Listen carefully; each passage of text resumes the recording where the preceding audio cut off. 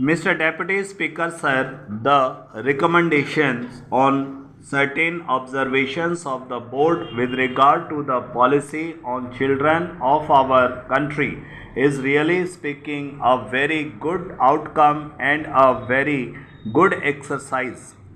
I have patiently heard the views on the policy as they were expressed by our Honorable Deputy Minister on the last day of the previous session.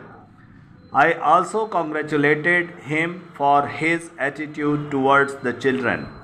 But I would like to point out a few things on the national policy on children which is followed in other countries as well as in India. In India, it is known fact that from the point of view of religion and that of ancient thinking that the child is treated as God. Usually, it is a common phenomenon both in the villages and in the cities.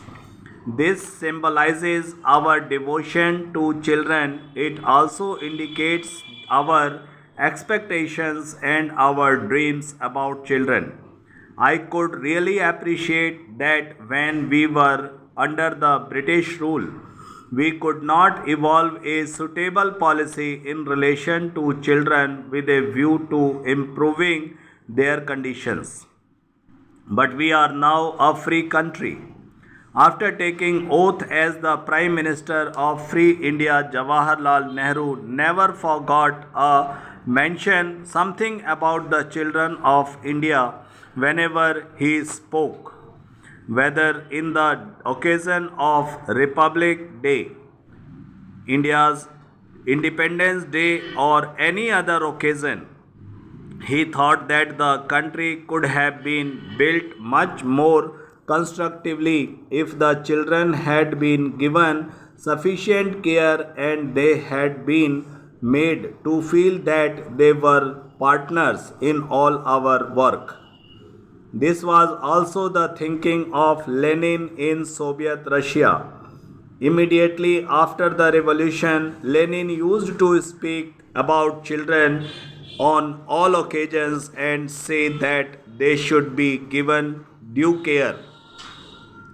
This resulted in the formation of the Young Pioneers Group for Children between the ages of 6. All the socialist countries, this group is recognized, engineered, financed, and administered by the government and given highest priority in the name matter of development. Similarly, measures have been undertaken recently in Iraq also. While I was there recently, I could see that they have adopted the same policy.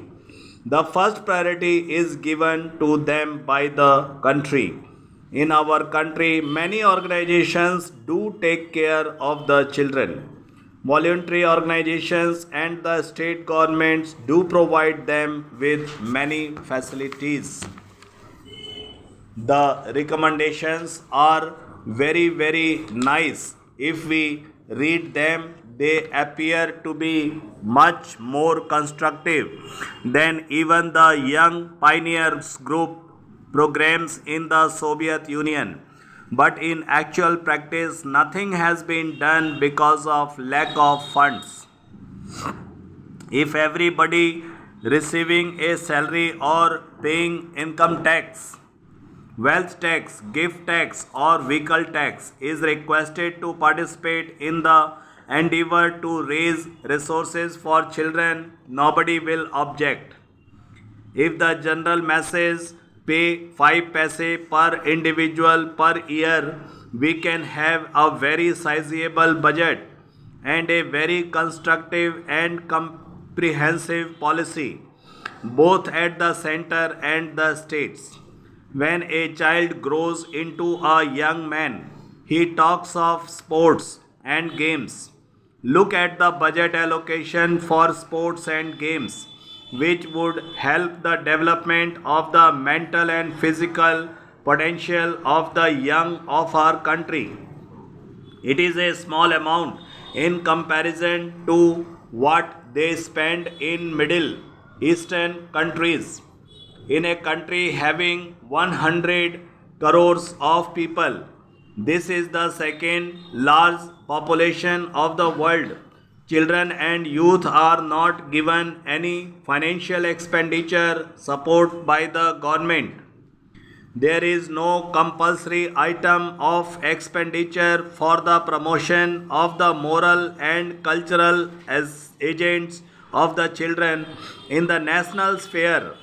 This work has to depend on some social organizations.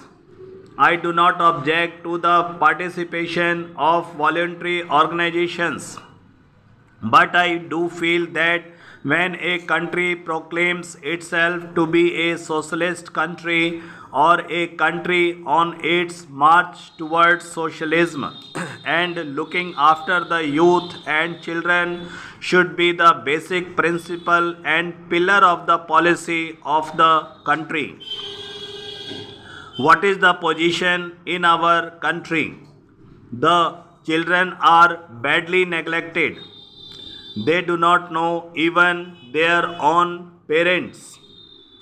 In the other words of Jawaharlal Nehru, when a child is born in this country, it should consider the country as its mother, and the country should consider the children as their own.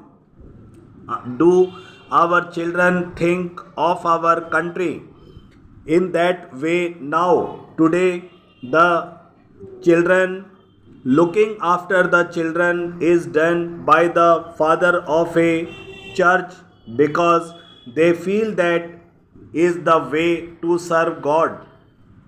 Sometimes we give them prizes or we recommend their names to the United Nations organization or other authorities for the award of Nobel or some other prize. But do they think that a country like ours should depend on a father of a church for the welfare of our children? The moment a child is born in our country, it should be the responsibility of the country under our constitution and the rule of law as it obtains today.